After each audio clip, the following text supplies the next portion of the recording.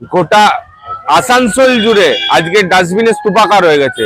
Clean Asansol, green Asansol বলা হতো, সেখানে আজকে ডাস্টবিন আসানসোল হয়ে গেছে। আজকে আসানসোল পুরো যেখানেই দেখবেন সেখানেই শুধু দেখবেন নোংরা স্তূপাকার হয়ে গেছে।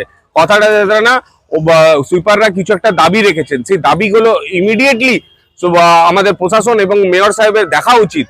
ইমিডিয়েট ওদের সাথে সুলা করা উচিত। যদি কিছু না হচ্ছে একটা আন্ডারস্ট্যান্ডিং এ নিয়ে আসা উচিত। যদি এইভাবে দিনের পর দিন হবে, মানুষ রাস্তায় বেরোতে পারবে না। গলির ভেতরের অবস্থাগুলোতে তো প্রত্যেকটা জায়গায় ডাস্টবিন উঠে তাদের বাড়িতে পৌঁছে যাচ্ছে। এটা ইমিডিয়েট যদি কিছু সলিউশন না হয়েছে, গোটা আসানসোল হাইজিনের প্রবলেম চলে আসবে, মানুষের রোগগ্রস্ত হবে। তো সেগুলো কে দেখবে?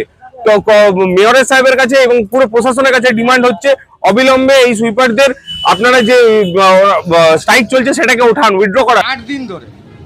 গত 8 দিন ধরে আসানসোল মিউনিসিপ্যাল কর্পোরেশন এলাকায় পরিষ্কার পরিচ্ছন্নের যারা করে সাফাই কর্মীরা, তারা কাজ বন্ধ রেখেছে, তারা আন্দোলনে গেছে। 8 দিনে মেয়র, 2খানা ডেপুটি মেয়র, 4খানা এমআইসি, 10খানা বড় চেয়ারম্যান, 93-95টা কাউন্সিলর, মন্ত্রী, এমএলএ, অন্যান্য কারোর ঘুম ভাঙল না। এদের সাথে কথা বলে বিষয়টাকে সলভ করি। তাদের কি দাবি? এই দুর্মূল্যের বাজারে যেভাবে মূল্যবৃদ্ধি হচ্ছে, সেখানে তারা বলছে 15,000 টাকা বেতন।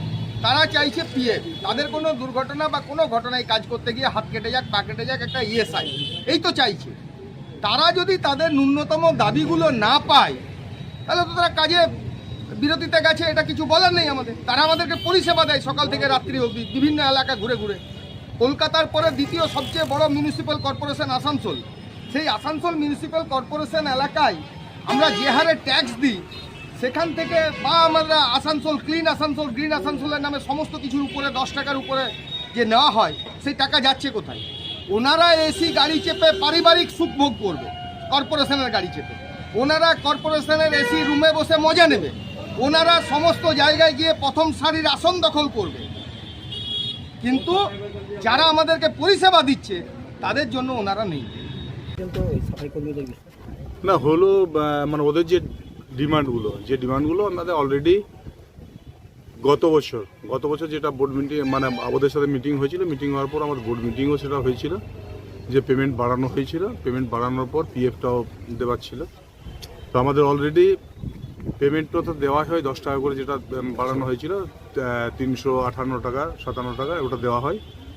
এবং 50 টাকা যেটা পিএফের ছিল, সেই পিএফেরটাও অলরেডি আমাদের হয়ে গেছে, সবারই রিফ্লেক্টও প্রায় হয়ে গেছে। আমরা অলরেডি সেগুলো বড়োতে পাঠিয়ে দিচ্ছি, পিএফটাও হয়ে গেছে।